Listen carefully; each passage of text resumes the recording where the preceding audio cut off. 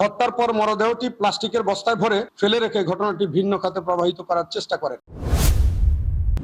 খুলনায় প্রেমের সম্পর্ক মেনে নিতে না পেরে নিজের ১৬ বছর বয়সী মেয়ের হত্যার অভিযোগ উঠেছে বাবা মায়ের বিরুদ্ধে। চাঞ্চল্যকর এই ঘটনায় মাত্র ৩৬ ঘণ্টার মধ্যেই হত্যার রহস্য উদ্ঘাটন করেছে Khulna metropolitan police KMP. Police জানায়, নিহত কিশোরীর নাম আরফানা হোসেন নির্ঝনা। তিনি খুলনা নগরীর সোনাডাঙ্গা থানার বসুপাড়া এলাকার বাসিন্দা। গত ৮ই জুলাই রাতে খুলনা সদর থানার প্রান্তিকা আবাসিক এলাকায় ৩ নম্বর সড়কে একটি প্লাস্টিকের বস্তার ভেতরে করে তার মরদেহটি উদ্ধার করা হয়। পরিচয় নিশ্চিত না হওয়ায় প্রথমে অজ্ঞাতনামা আসামিদের বিরুদ্ধে হত্যা মামলা দায়ের করা হয় এবং তদন্ত শুরু হয়।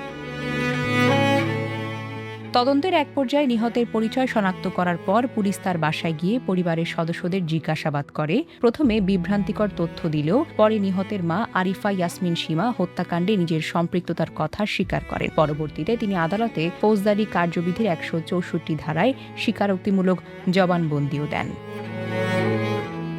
শনিবার সকালে কেএমপি কার্যালয়ে আয়োজিত এক সংবাদ সম্মেলনে পুলিশ কমিশনার মোহাম্মদ জাহিদুল হাসান জানান, মেয়ের প্রেমের সম্পর্ক নিয়ে পরিবারে দীর্ঘদিন ধরেই বিরোধ চলছিল।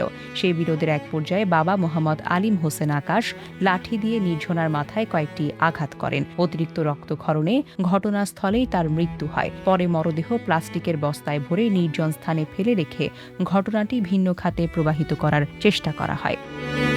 এ ঘটনায় নিহতের মা আরিফা ইয়াসমিন সীমাকে গ্রেফতার করেছে পুলিশ। তবে অভিযুক্ত বাবা এখনও পলাতক রয়েছেন। তাকে গ্রেফতারে অভিযানে অব্যাহত রয়েছে বলে জানিয়েছে কেএমপি। পারিবারিক বিরোধের এমন মর্মান্তিক পরিণতি দেশজুড়ে গভীর শোক ও আলোচনার জন্ম দিয়েছে। তদন্ত শেষ হলে ঘটনার প্রকৃত কারণ এবং সংশ্লিষ্ট সব তথ্য আদালতের মাধ্যমে প্রকাশ পাবে বলে জানিয়েছে পুলিশ।